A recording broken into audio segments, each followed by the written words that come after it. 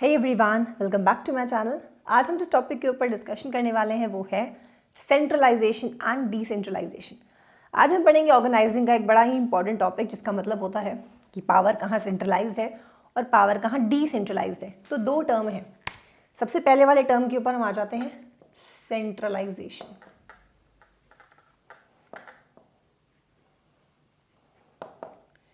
Centralisation देखिए word कैसे बन रहा है, ये वर्ड बन रहा है सेंटर से। तो सेंट्रलाइजेशन का क्या मतलब हुआ? सेंट्रलाइजेशन का मतलब हुआ जब भी कभी कोई पावर किसी एक जगह पर इकट्ठा है। सी फॉर सेंट्रलाइजेशन के सी से आपको क्या याद रखना है? कंसंट्रेशन। ओके, फॉर एग्जाम्पल एक ऑर्गेनाइजेशन है, एक कंपनी है। यहाँ पर सारी पावर्स इसके हेड ऑफिस में है। जो मेजर डिसीजन मेकिंग है, जैसे यहाँ पर सेल्स मैनेजर है, यहाँ पर परचेज मैनेजर है, यहाँ पर मार्केटिंग मैनेजर है, यहाँ पर रिसर्च मैनेजर है। ओके, इन मैनेजर्स को मेजर डिसीजन मेकिंग करने का अधिकार नहीं है। क्यों? क्योंकि कोई भी डिसीजन लेना होता है ना, तो ये पहले यहाँ पर हेड ऑफिस में अपने पूछने जाते हैं।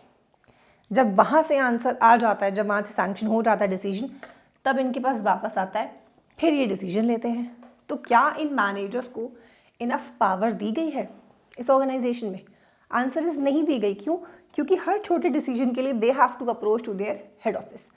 तो इस तरह के ऑर्गेनाइजेशन को हम क्या कहते हैं? हाईली सेंट्रलाइज्ड ऑर्गेनाइजेशन, जहाँ पर बहुत सारी डिसीजन मेकिंग की पावर्स केवल हेड ऑफिस के पास हैं। आप वहीं जाकर उनसे पूछिए, वहाँ रिप्लाई आ जाता है, तो आप काम कर पाएंगे। तो सेंट्रलाइजेशन के सी से आपको क्या याद रखना है? Concentration of power.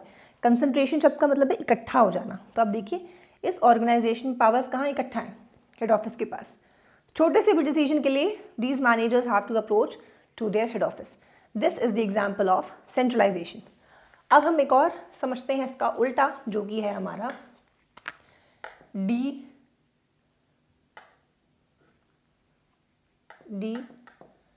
Decentralisation. Decentralisation is the opposite of centralisation. यहाँ पर पावर्स दे दी जाती है। अब अगेन ये एक ऑर्गेनाइजेशन है, ये इसका हेड ऑफिस है, ये है परचेज मैनेजर, ये है सेल्स मैनेजर, ये है रिसर्च मैनेजर और ये है मार्केटिंग मैनेजर। ओके, इस केस में अब क्या होता है, कोई भी छोटा डिसीजन हो तो ये मैनेजर्स अपने एंड से डिसीजन मेकिंग ले लेते हैं। हर छोटे डिसीजन के लिए इन मैनेजर्स को अपने हेड ऑफिस में परमिशन लेने के लिए नहीं जाना पड़ता। तो इस तरह के ऑर्गेनाइजेशन को हम क्या कहेंगे? Highly decentralised in nature. मतलब आप डिसीजंस अपने आप ले सकते हो। जब कभी कुछ बहुत मेजर हो जाए या कुछ ऐसा हो जहाँ पर हेड ऑफिस से पूछे बिना आप डिसीजन नहीं ले पाओगे, सिर्फ उन्हीं डिसीजन मेकिंग के लिए हमें जाना पड़ेगा हेड ऑफिस पूछने के लिए। Otherwise we are having enough powers to take our decisions. One more thing, decentralisation के डी से आपको क्या याद रखना है? Distribution. Alright, D for decentralisation and D for distribution of powers. यहाँ पर पावर्स इनफ दे दी जाती हैं कि तुम ऐसा करो, अपने आप से डिसीजन ले लो, हमसे पूछने के लिए तुम मत आना। इसे हम कहते हैं डिसेंट्रलाइज्ड ऑर्गेनाइजेशन। ओके, अगर कोई भी ऑर्गेनाइजेशन हाईली सेंट्रलाइज्ड है, हाईली सेंट्रलाइज्ड मतलब बहुत सारी पावर्स हेड ऑफिस के ही पास हैं, बहुत पावर्स हैं और हमारे पास कोई भी पावर नहीं है, उस केस में क्या होगा? डिले हो जाएगा डिसीजन मेकिंग में, क्योंकि हर एक छोटे डिसीजन के लिए managers have to approach to their head office. इसका उल्टा अगर होता है, if D is greater than C, मतलब बहुत सारी पावर्स डिस्ट्रीब्यूट कर दी गई हैं, कुछ भी अपने पास नहीं रखा, इस केस में भी हम उन पावर्स का क्या कर लेंगे? Miss use. ठीक है, कि बहुत सारी पावर्स हैं, जो मन में आया वो डिसीजन ले लिया। ऑन दी अदर हैंड हमें क्या करना चाहिए? D should always be equal to C.